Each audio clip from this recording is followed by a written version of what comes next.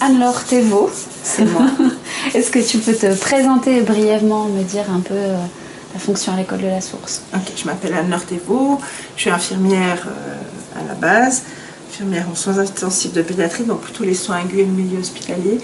Et puis je travaille à la Source depuis 10 ans maintenant. Je suis rentrée à la Source par la porte de la formation pratique parce que j'étais PF sur le terrain et que cette question de l'alternance intégrative et de comment on associe des mondes qui ne sont pas si éloignés, théorie pratique, ça m'intéressait beaucoup. J'ai travaillé plusieurs années là-dedans, dans ce champ-là.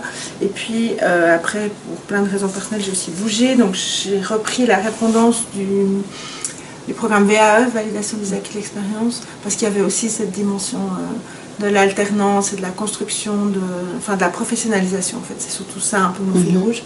Et puis il y a une année, j'ai postulé pour un mandat de 3 ans comme responsable du développement des missions de l'institution à l'hôpital simulé qu'on a ouvert en septembre de l'année passée. Et j'ai beaucoup hésité à postuler à ce mandat parce que j'avais pas toute la légitimité, notamment j'étais plus tellement ancrée dans mes activités, dans tout ce qui se touche aux habiletés cliniques directement, vraiment le développement de la pratique professionnelle.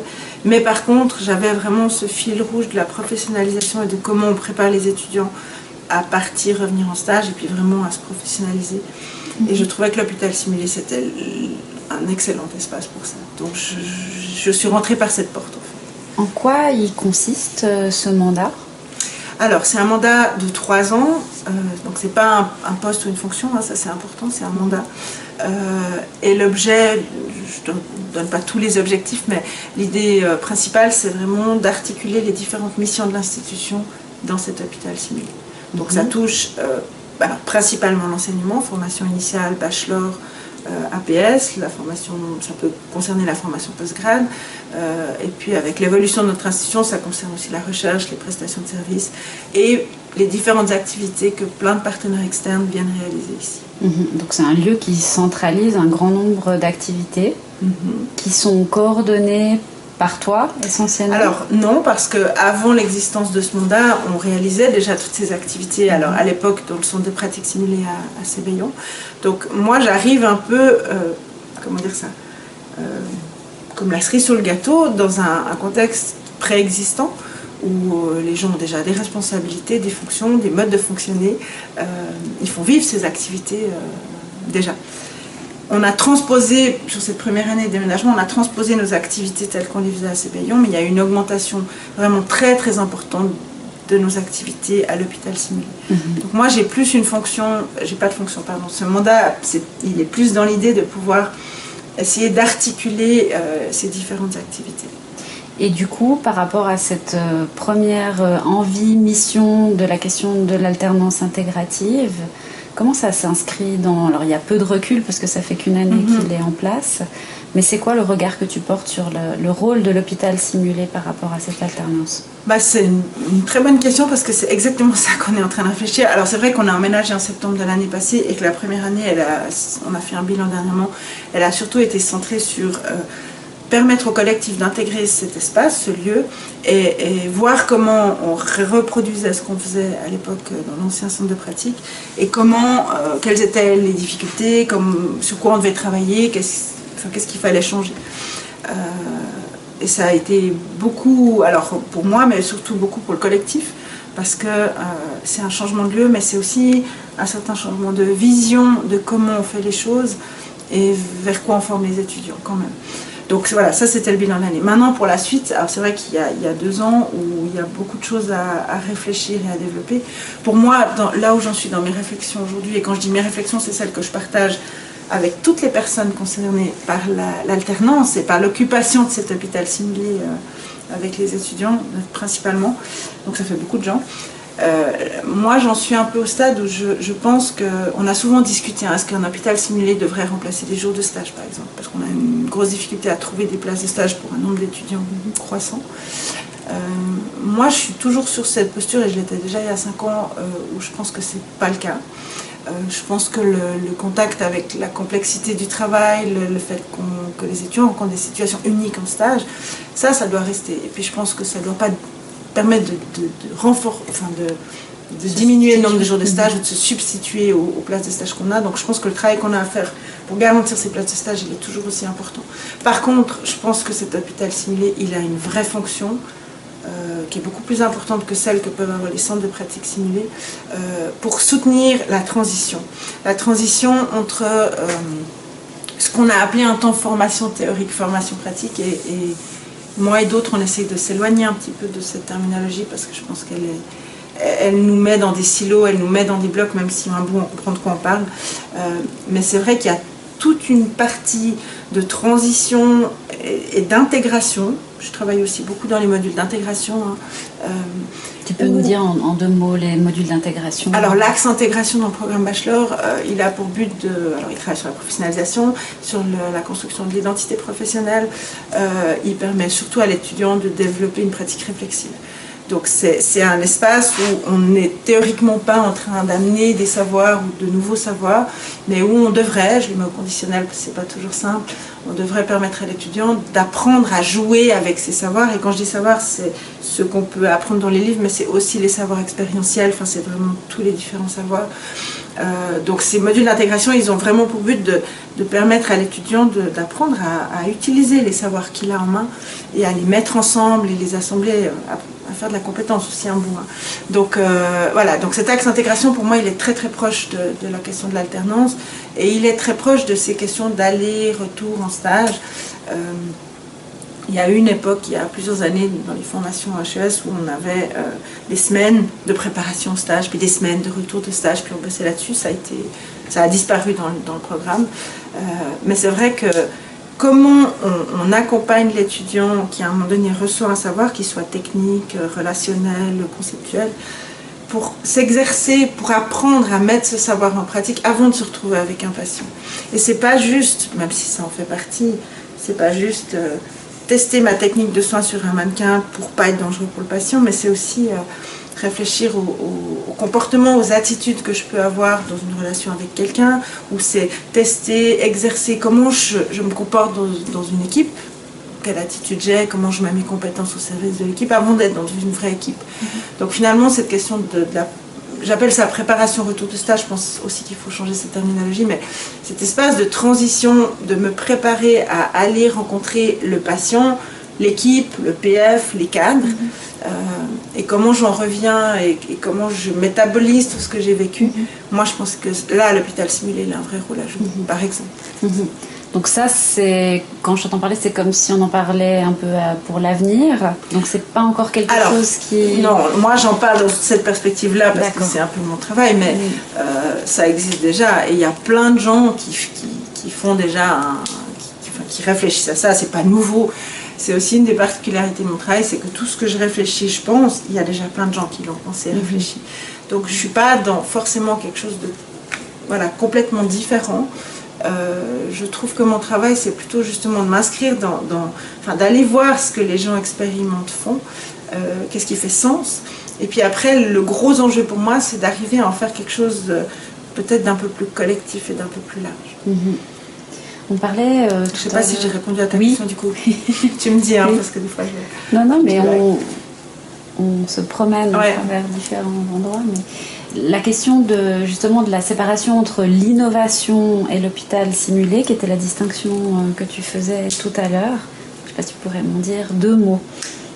Quelle place pour l'innovation dans cet hôpital simulé? Alors, ce que je distinguais, c'était les espaces qui sont distincts, je dirais, dans la conception de l'hôpital simulé et du SILAM, qui a vraiment, lui, une fonction, un objet d'innovation bien clair.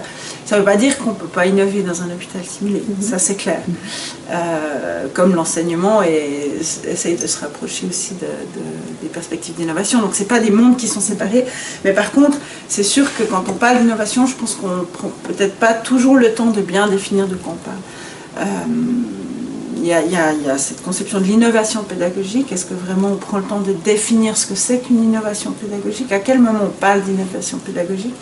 Puis souvent on parle d'innovation sous-entendu pédagogique, mais on est plus dans des innovations technologiques, on amène des nouveaux outils. L'un ne devrait pas être pensé sans l'autre. Mais alors je pense, ça c'est la première chose, je pense qu'on devrait redéfinir ou prendre le temps ensemble au niveau collectif d'être au clair sur ce qu'on met sous le terme innovation et sous le terme type d'innovation. On pourrait avoir la pensée peut-être réductrice de se dire que l'hôpital simulé c'est un outil d'innovation. Je pense que ce serait très réducteur. C'est bien aussi si c'est un outil d'innovation. Et un bout, j'espère qu'il y aura aussi, qui servent aussi à ça.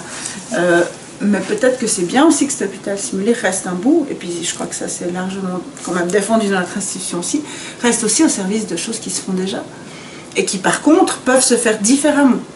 Est-ce que c'est de l'innovation? On prend quelque chose qui se fait déjà, il y a des enseignants qui utilisent telle méthodologie dans leurs cours, ils sont tout d'un coup dans un espace différent, avec des possibilités différentes, ça c'est important, et ils vont faire évoluer ce qu'ils faisaient déjà avant. C'est de l'innovation, c'est pas complètement de l'innovation, c'est de l'évolution. Peut-être que je joue un peu sur les mots, mais je pense que c'est quand même important de se dire, pour moi, cet hôpital simulé, il ne doit pas être qu'un lieu d'innovation. Et il ne doit pas non plus être qu'un espace. Il doit nous permettre de développer des choses quand ça fait sens de les développer, et peut-être de préserver des choses quand ça fait sens de les préserver. Je ne sais pas si c'est très clair ce que je dis, mais je pense que c'est parce que ça doit rester un outil à disposition d'eux. Et du coup, ce que ça questionne, c'est... Parce qu'on est souvent sur cet outil, qui est un outil magnifique, hein, ça c'est clair, et qui nous permet d'envisager beaucoup de choses. Mais pour moi, ça ne peut pas se réfléchir sans une réflexion de fond sur quel type de professionnalisation on est en train de réaliser, comment on accompagne cette professionnalisation, quel est le produit fini qu'on veut avoir, pour parler de manière très...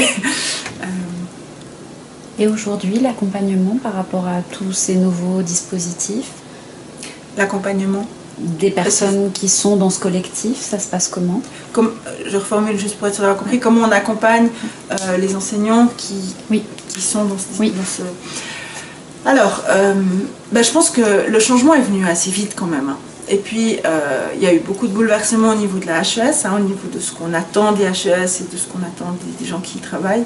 Il y a eu l'arrivée de la recherche qui a quand même été un élément important. Au niveau soins infirmiers, il y a eu l'arrivée du master que j'ai moi-même fait et des gens qui ont fait un doctorat.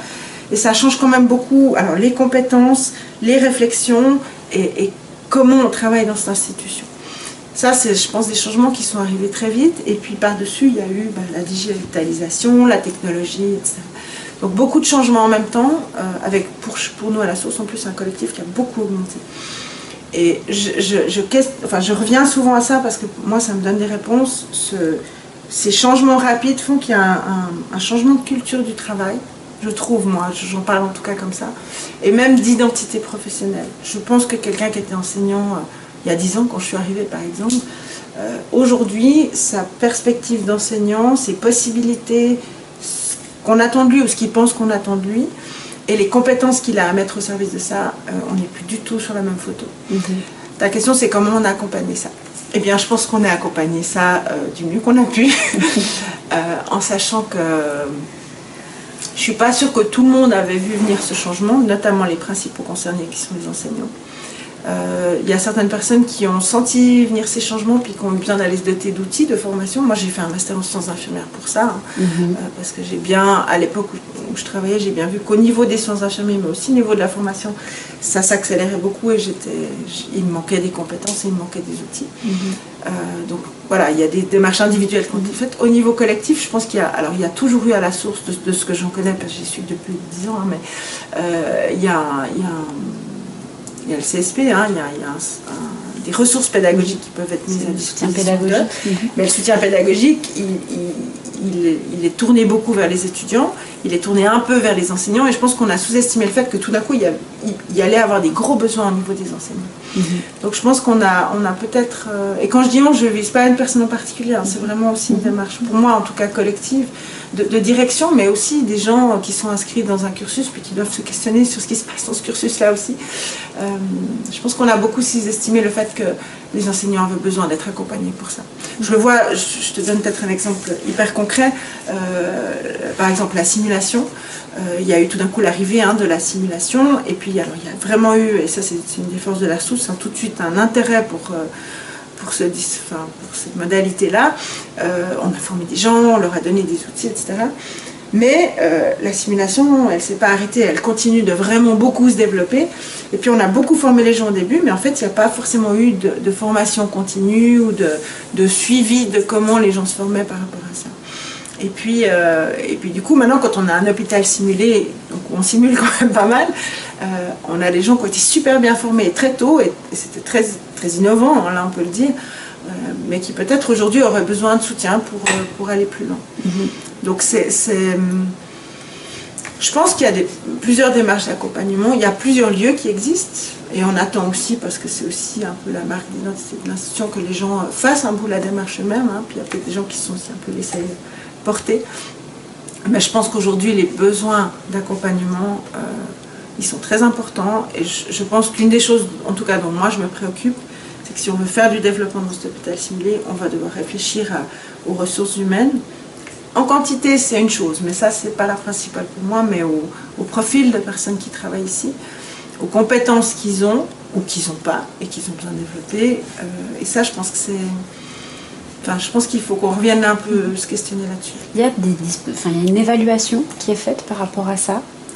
Par rapport aux compétences des gens? Oui, par rapport aux besoins aussi d'accompagnement, aux compétences, là où ils se situent par rapport à ces nouveaux dispositifs. Alors non, parce que, en tout cas, mon mandat ne porte pas directement là-dessus. Hein. Moi, je suis plutôt sur comment articuler les différentes choses, les mettre en évidence, puis essayer de proposer du développement, ou en tout cas accompagner tous ceux qui font du développement, parce qu'il y a plein de gens qui font du développement, et voilà.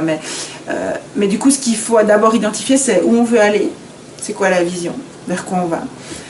Et en fonction de là où on décide d'aller, et on valide avec la direction, parce qu'après bien sûr il y a des questions d'un autre ordre, hein, politique, stratégique, financière, mais une fois qu'on a posé une vision, de faire le bilan ou l'évaluation de ce qu'on a, en termes bien sûr d'outils, de technologies, mais aussi de ressources humaines, je ne mets pas tous au même niveau, mais voilà. Et puis faire ce bilan-là, puis voir ce qui manque. Pour moi, avant d'aller voir comment les gens doivent être accompagnés, il faut savoir vers quoi on veut les accompagner. C'est un peu la synthèse, et c'est pas si facile à faire. Ça, je pense que et je pense que ça ne m'appartient pas, alors je ne me sens pas du tout en charge de ça. Mais je vois que quand je questionne vers quoi on veut aller, immanquablement, je reviens toujours dans mes réflexions et mes échanges avec les gens à est-ce qu'on a la possibilité d'aller vers cette vision-là, par exemple? Est-ce qu'on a les moyens? Et sinon, de quoi on va devoir outiller les gens. Parce que si on pose à un moment donné une vision, et puis qu'on pense que les gens vont faire comme ils ont toujours fait, et ça c'est aussi une très grande spécificité des professionnels infirmiers. Hein. Quand on pense quand même, je reviens un petit peu en arrière, mais quand on pense que les infirmiers comme moi, qui sont infirmiers, qui ont eu quelques outils pédagogiques, j'ai fait un casse, hein, mais se retrouvent tout d'un coup maître d'enseignement avec 160 étudiants, se dotent d'outils, font des formations, des classes, etc. Puis après, se retrouvent encore dans d'autres types de professions. Enfin, on passe quand même de métiers qui sont des choses complètement différentes. Liées par... il y a du sens, hein, je ne dis pas qu'il n'y en a pas, mais je dis juste que c'est quand même des sacrés changements paradigmatiques. Hein. Et comment on accompagne ces changements. Alors, le problème, c'est que l'infirmier, il est très bon pour passer d'un monde à l'autre, et que parfois, il le fait tellement bien qu'on ne se rend pas compte qu'en fait, même s'il est capable de le faire, ça vaudrait la peine d'être accompagné. Je pense qu'il y a quelque chose qui est assez intrinsèque à notre profession. On parlait avec Laurent lors de l'interview de dispositifs de formation hybride, mais aussi du rôle de formateur qui maintenant devient un formateur hybride, finalement. Qui navigue entre des mondes complètement différents. Hein. Exactement. On parlait de la digitalisation, mais là aussi, comment les enseignants... Je parle des enseignants ici, mais je sais que c'est vraiment transverse. J'ai beaucoup de contacts avec des gens d'autres HES, c'est les mêmes problématiques. Donc, c'est pas lié à la source, institution, c'est une problématique beaucoup plus large et transverse. Comment les enseignants sont prêts à faire face à cette digitalisation, par exemple, ou l'arrivée de ces nouvelles technologies. Comment ils se dotent d'outils pour y faire face, ou pour préparer le changement, puis comment on les accompagne. Alors moi, je suis toujours assez... il y a une responsabilité institutionnelle, un bout, il y a aussi une responsabilité individuelle. On parle assez des étudiants qui doivent apprendre à être réflexifs. Je pense qu'en tant que formateur, on peut aussi se poser ces questions-là. Mais c'est compliqué, Hein. Et puis il y a des questions générationnelles aussi. Alors je ne parle pas que de l'âge des gens, hein, mais on voit bien qu'il y a des étudiants qui arrivent à entrer dans l'utilisation de cette technologie, mais vraiment tellement facilement et tellement simplement. Et puis, moi j'ai 46 ans, j'y rentre facilement, mais ça me demande probablement plus de job qu'eux. Donc il y a aussi vraiment tout un travail ça touche à l'identité du formateur aussi, c'est ça que je veux dire. C'est pas juste que les gens ont de la mauvaise volonté, n'ont pas d'énergie, ou mettent les pieds au mur. Ça touche à une identité. Je vois quand on discute de... J'ai un autre exemple, mais peut-être que je parle trop. Non, je te donne un autre exemple.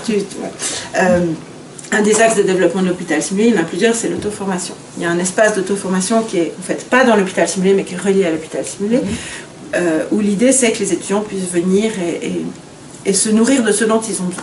Mais là, il y a un concept à poser, qu'est-ce que c'est l'auto-formation, comment on la conçoit, comment on l'envisage, etc. Et quand je discute avec mes collègues, j'ai décidé par exemple, j'ai décidé avec des collègues qu'on allait ouvrir cet espace d'auto-formation aux étudiants qui veulent venir comme ça.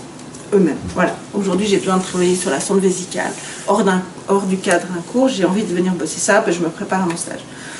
Et après, la chose qu'on m'a dit, mais c'est sans prof, sans enseignant. Eh bien oui, parce que, voilà, aujourd'hui, il y a des jeunes qui arrivent à travailler sur leurs compétences et développer des compétences sans nous. Mais ça, et c'était pas des gens particulièrement... bloqué, mais disons, ça touche à l'identité du formateur. Et je dis formateur d'enseignant, mais aussi de personnes qui transmettent un savoir. Est-ce qu'on est là pour transmettre un savoir? Est-ce que l'étudiant, il sait aller chercher ce savoir sur nous? Est-ce qu'on est même encore utile au niveau de la transmission des savoirs? Je trouve que cet hôpital simulé, il est aussi hyper intéressant parce que il nous questionne sur la profession et ce qu'elle va devenir, ça c'est le premier objet, mais il nous questionne aussi sur comment on accompagne les étudiants aujourd'hui pour aller vers cette profession. Et il y a la question de la technologie, mais il y a fondamentalement la question de notre identité d'enseignant. À quoi aujourd'hui, en 2019, un enseignant qui travaille dans un hôpital simulé est utile à l'étudiant? À quoi il sert? Et vraiment, et là on a un prisme c'est l'arc-en-ciel, quoi. Ça va de... l'étudiant, il doit apprendre un geste technique avec moi, sous ma supervision, il doit le démontrer. Je dis pas que c'est faux, hein. Je dis pas que c'est faux, mais il n'y a peut-être pas que ça. Ah, des gens qui ont une vision beaucoup plus débridée et qui disent, finalement, l'étudiant, il peut aller en espace de formation tout seul, puis tout apprendre tout seul. Et je dis pas que c'est juste non plus. Je me positionne, moi, ma position, elle est claire, c'est qu'il n'y a ni l'un ni l'autre qui est juste en soi. Et que probablement les deux devraient coexister parce qu'il y a vraiment des temps où un étudiant il a effectivement clairement aujourd'hui besoin d'un mentor ou d'un guide ou d'un accompagnant, où il a besoin d'une démonstration, où il a besoin de ce temps-là pour voir, si je parle d'un geste de soin, comment ça se fait et pouvoir le faire sous la supervision de quelqu'un. Mais il n'a en tout cas pas besoin que de ça.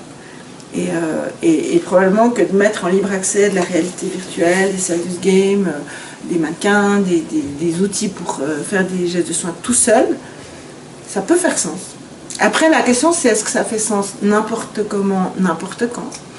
Ou est-ce que quand même on a un peu, et ça je me sens très concernée par ça, est-ce qu'on a un peu la responsabilité de le penser?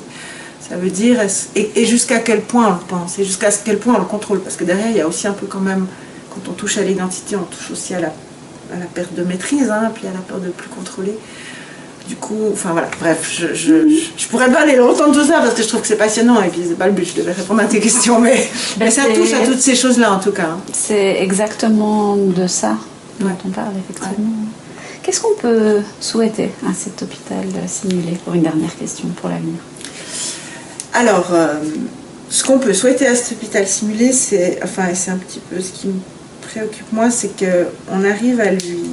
je ne vais pas parler de lui comme d'une personne, ça me dérange quand même un peu, mais moi ce que je souhaite de cet hôpital simulé, c'est qu'on puisse l'utiliser au maximum de ses possibilités, mais qu'on l'utilise, ça veut dire qu'il soit à notre service, et que ce que j'aimerais moi, c'est que ce qu'on va penser comme activité, tout ce qu'on va réaliser ici, puisse être réalisé d'une manière non pas standardisé, homogène, voilà, mais que le collectif arrive à s'emparer de cet outil. Ça, c'est mon souhait le plus important. S'en empare et puis envisage de l'utiliser sans avoir de crainte sur la perte de quelque chose ou le deuil d'une certaine vision, soit du professionnel, soit du formateur. Moi, j'aimerais que les gens puissent se débrider un peu dans cet hôpital simulé, ne pas y voir que les contraintes de transparence, de ce côté esthétique qui en refroidit plus d'un, mais y voir des possibilités en fait. J'aimerais vraiment qu'on puisse, moi en tout cas, envisager cet hôpital simulé avec toutes les possibilités qu'il a. Et cerise sur le gâteau, et pour moi c'est important, c'est un lieu de rencontre aussi pour moi. Moi je dis souvent que cet hôpital simulé, je trouve qu'il est en train de changer l'identité de notre institution. C'est pas rien. On avait une maison mère située à côté d'une clinique et puis un centre de simulation qui était en ville. Puis là, tout d'un coup, on a une institution qui est sur 2 sites qui sont au même endroit et j'aurais envie de dire au même niveau géographique. Et il y a de plus en plus de gens qui travaillent ici. Il y en a moins. Enfin, la répartition, elle est moins inégalitaire qu'elle était par rapport à Séveillon. Il y a des gens qui vivent ici, en guillemets vivent, mais qui ont des bureaux. Donc cet hôpital simulé, il est aussi construit, étoffé, entouré d'une manière très différente. Et je pense que ça change, c'est en train de participer à un changement de culture institutionnelle. Enfin, tout ça pour dire que je pense qu'il y a beaucoup de choses à faire. Et moi, je rêve que les gens embarquent un peu dans ce processus et envie de travailler ensemble et envie de développer des choses sans être trop isolés, mais pour vraiment développer quelque chose un peu plus grand qu'eux-mêmes. Voilà, je ne sais pas si ça répond à ta question, mais... À merveille.